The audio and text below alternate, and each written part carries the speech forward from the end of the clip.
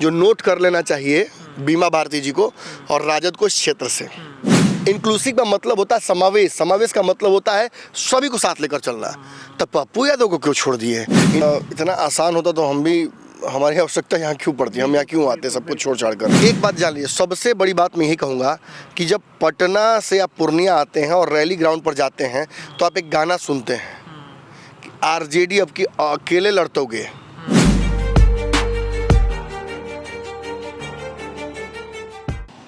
नमस्कार, चुनावी पंचनामा देख रहे हैं आप, जहां पे हम करते हैं चुनाव और लोकसभा क्षेत्रों की चीर-फाड़। देखिए, पूर्णिया में इस वक्त भारत लाइव की चुनावी यात्रा मौजूद है।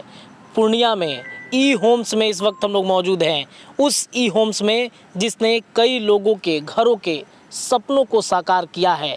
लगातार भारत लाइव वैसे लोगों का समर्थन हमेशा करते रहा है जो लीक से हट के कुछ अलग काम करते हैं। पनोरमा ई होम्स और उसके एमडी जो संजीव मिश्रा सर हैं, उनके बारे में जब चर्चाएं आती हैं तब यही बातें मुंह से निकलती हैं। देखिए, ई होम्स की खासियत और ई होम्स के बारे में आप सभी को भारत लाइव ने हमेशा बताया है। एक बार फिर से उसी ई होम्स के ग्राउंड में मौजूद है। पूर्णिया में हम लोग हैं और पूर्णिया में जो इस समय सियासत गर्मा गर्मी मची हुई है, पप्पू यादव से लेकर बीमा भारती, संतोष कुशवाहा, ये सभी लोग इस मैदान में हैं।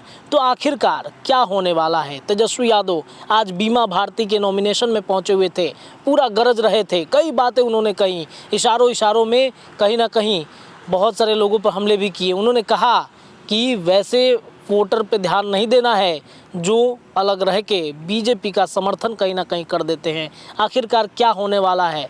पूर्णिया में चुनावी पंचनामा में आज अपने संपादक नमन मिश्रा सर से पनोरमा ई होम्स ग्राउंड में चीर-फाड़ करवाते हैं कि पूर्णिया का चुनावी पंचनामा क्या होने वाला है। चलिए बिना देर के अपने संपादक से जुड़ते हैं। सर, आज तेजस्वी यादव बड़ा गरज रहे थे मंच से, बीमा भारती का समर्थन कर रहे थे कि महिला हैं, अति पिछड़ा का सीट है, लालू यादव ने बड़ा सोच समझकर यहाँ पर टिकट दिया है। दूसरी तरफ पप्पू यादव भी लोगों से मिलजुल रहे हैं। क्या होने वाला है कुछ समझ नहीं पा रही है जनता यहाँ की। देखिए, इतना आसान होता तो हम भी, हमारी आवश्यकता यहाँ क्यों पड़ती, हम यहाँ क्यों आते सब कुछ छोड़ छाड़ कर। जमुई में इतना बड़ा कल कार्यक्रम होने वाला है लेकिन हम यहाँ मौजूद हैं। उसका एक बहुत बड़ा कारण है। देखिए, हम जिस तरह से न्यूट्रल पॉइंट ऑफ व्यू से किसी चीज़ को देखते हैं, वैसा लगभग बाकी जो राजनीतिक दर्शक हैं या विश्लेषक हैं या नेता हैं वो नहीं देखते हैं। आप पूर्णिया के इस वक्त होटलों में चले जाइए, आधे होटलों में पप्पू यादव के द्वारा बुलाए गए पत्रकार बैठे हुए हैं और आधे होटलों में बीमा भारती द्वारा बुला के बैठाए हुए लोग हैं। हम कहाँ हैं? न्यूट्रल वेन्यू पे हैं। हम लोग ई पैनोरमा ई होम्स में हैं, जो कि विशुद्ध तौर पर एक ऐसा प्लेटफॉर्म है जहां लोगों को, हमारे आसपास जो बिल्डिंग्स हैं ई होम्स जिन्हें नाम दिया गया है, ये वो ऑप्शंस हैं जिनमें लोगों को लग्जरी विला का जो मज़ा है, सारी फीचर्स हैं वो दी जा रही हैं एकदम बजट में, वो भी पूर्णिया हार्ट ऑफ जो कहा था ना नॉर्थ ईस्ट का कॉरिडोर, उसमें। तो यहाँ से यही एक विशेषता इस पैनोरमा ई होम्स की है और लगभग यहाँ पे जो सारे फ्लैट्स हैं वो बुकड हैं और फ्लैट्स में कह रहा हूँ ई होम्स बुकड हैं। हाँ, तो इस स्थिति में हम जो देख पा रहे हैं पॉलिटिकली वो बिल्कुल न्यूट्रल है। हम किसी एक तरफ की बात नहीं करेंगे। अगर हम ये कहेंगे कि बीमा भारती के तौर पर एक महिला को मौका दिया गया है तो हम ये भी कहेंगे कि पप्पू यादव तो यहीं के बेटा हैं, वो यहीं से राजनीति शुरू की हैं और यहीं वो चाहते हैं कि उनकी राजनीति समाप्त भी हो। तो गलत क्या है? दोनों इक्वली कहा जा सकता है कि यहाँ से मजबूत हैं। बट एक और बड़ी बात है जो फैक्टर को अभी डिस्कस नहीं कर रहा है, यहाँ से जिस सांसद को हटाने के लिए ये लोग काम कर रहे हैं वो सांसद 2 बार जीते हुए हैं। आप लाख ये कह दीजिए कि उनके खिलाफ एंटी इनकम्बेंसी है, बट एक बात जान लीजिए कि वो 2 बार जीते होंगे तो कुछ अच्छा किए होंगे तभी ना। तीसरी बार निश्चित तौर पर एंटी इनकम्बेंसी लागू होती है and that goes on for everyone जो इस बार दूसरी या तीसरी बार चुनाव लड़ रहे हैं।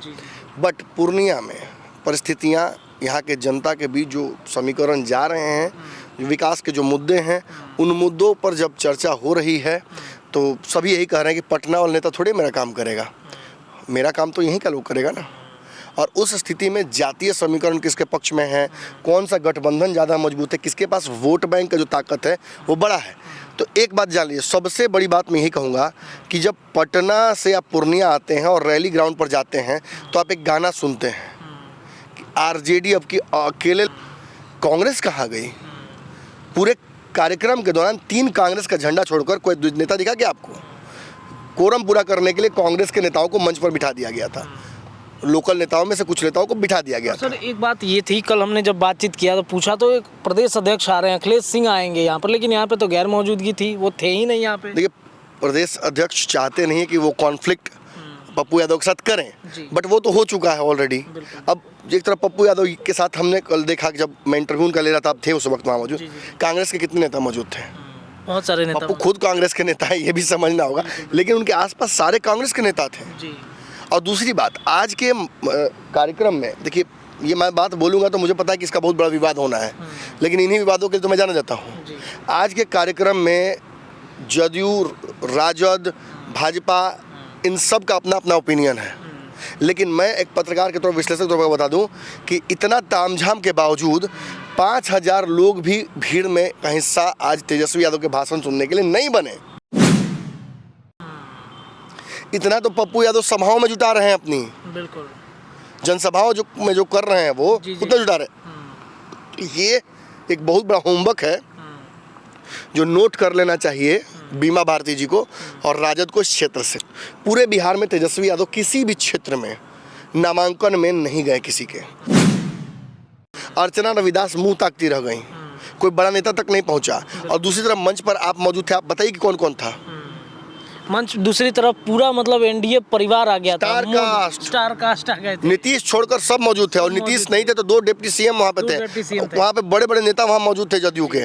और आप जान लीजिए कि कल एक कार्यक्रम होने वाली है मोदी जी की जमुई में, जो चिराग पासवान के कैंडिडेट हैं, उनके जीजाजी, उनके लिए पहला कार्यक्रम बिहार का प्रधानमंत्री का। और आपको पता है उससे भी बड़ी स्टार कास्ट उतरने वाली है, खुद नीतीश कुमार जाने वाले हैं, सारे डिप्टी सीएम, सारे मंत्री, सबको बुलाया गया है, भाजपा के सब कद्दावर नेता वहाँ पहुँचने वाले हैं। आपको लगता नहीं है कि इसके बाद कुछ बच जाता है क्या?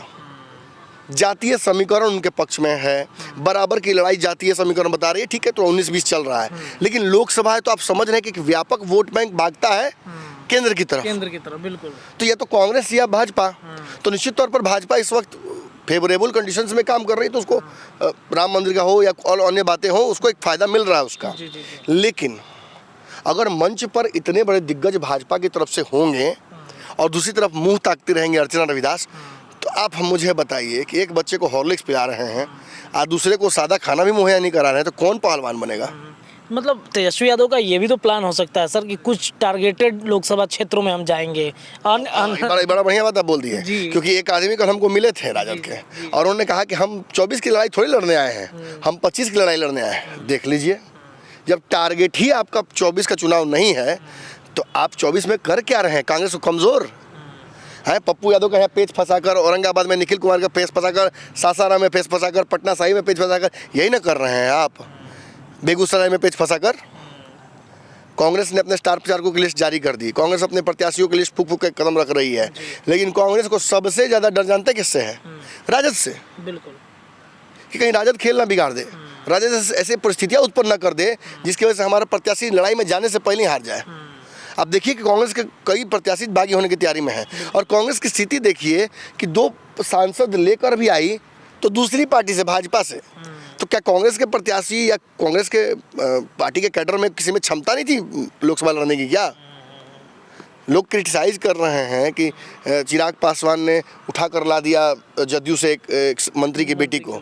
डिप्लोमेटिक फैसला मैं पहले दिन से कर रहा हूँ, इसका फायदा चिराग पासवान और उनकी पार्टी दोनों को होने जा रहा है। एनडीए एकजुट हो गया, एनडीए अब परिवार खुद को कह रहा है, गठबंधन नहीं कह रहा है।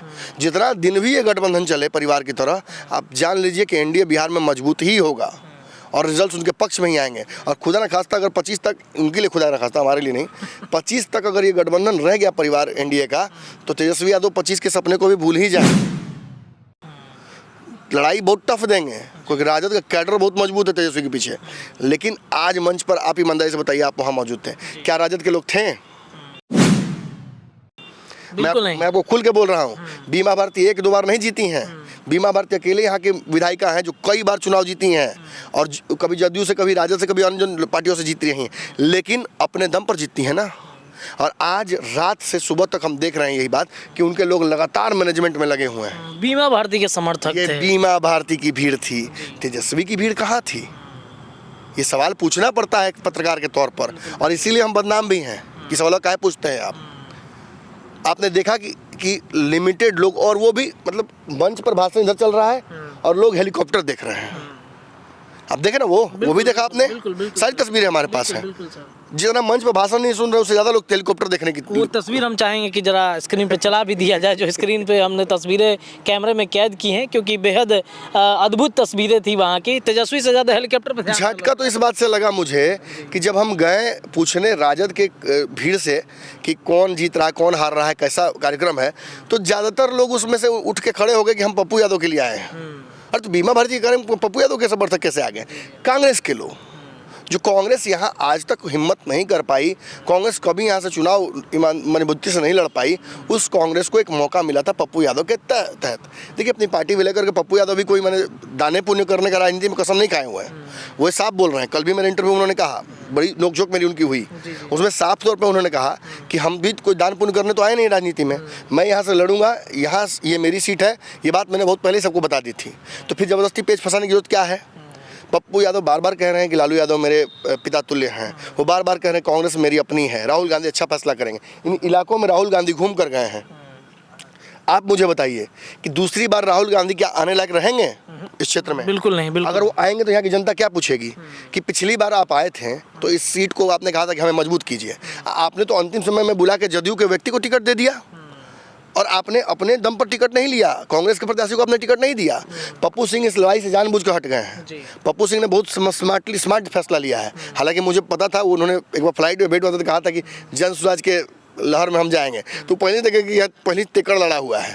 2 दिन पहले खबर भी चल गया था कि मतलब त्रिकोणीय मुकाबला को अब चतुष्कोणीय थोड़े बनाएंगे। वो समझ गए कि यहाँ जन स्वराज का दाल गलने वाला नहीं है, वो धीरे से अपने आप को हटा लिए। दूसरा, उन्होंने कांग्रेस के लिए भी ये बात जमीन छोड़ दी कि कांग्रेस वैसे भी यहाँ कमज़ोर हो रही है, तो ऐसा ना कि हम मेरे उतरने की वजह से ये इल्ज़ाम लग जाए कि हम भी कांग्रेस के खिलाफ चले गए। ये अब कांग्रेस और राजद को तय करना है कि इस सीट को जीतना है या हारना है। जिस तरीके से सामने जो संतोष कुशवाहा हैं वो हिले हुए थे अंदर से। सर एक बात कहना चाहेंगे, यहाँ पे तो मतलब संतोष कुशवाहा जिक्र ही नहीं है उनका, पप्पू यादव और बीमा भारती की चर्चा चल रही है। यही तो विचित्र बात है। ये सही में ये बड़ा इंटरेस्टिंग है कि एक महागठबंधन जो बना और कमज़ोर रहा, और इसने इंडिया गठबंधन बनाया, और इंडिया गठबंधन में एक शब्द डाला गया, इंक्लूसिव। इंक्लूसिव का मतलब होता है समावेश, समावेश का मतलब होता है सभी को साथ लेकर चलना।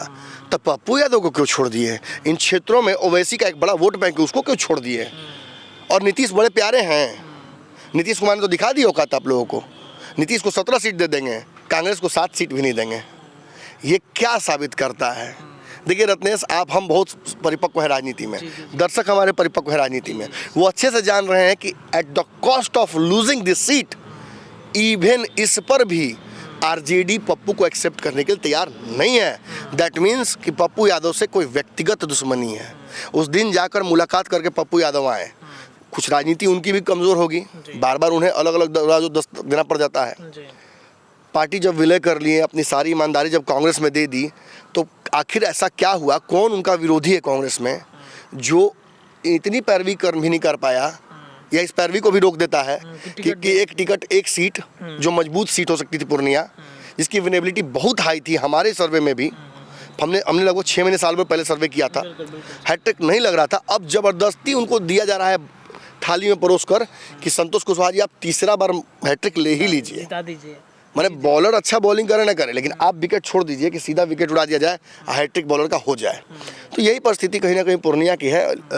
मैं तो चाहूँगा कि कुछ लोगों की आप जो अभिव्यक्ति है उस मंच से, और जो भीड़ की स्थिति थी वो आप दिखाइए, ताकि बहुत लोगों को विश्वास नहीं होगा ये बात कि अरे वो लोग कहेंगे कि 1 लाख से कम भीड़ थोड़ी था, 5 लाख था, 10 लाख था। ये कहेंगे 5000 से कम भीड़ तेजस्वी की सभा में होना, ये साबित करता है कि ये तेजस्वी का चुनाव नहीं है, ये हेलीकॉप्टर वाला है नहीं, ये तेजस्वी का चुनाव ही नहीं है, ये राजद भी मानकर चल रही है।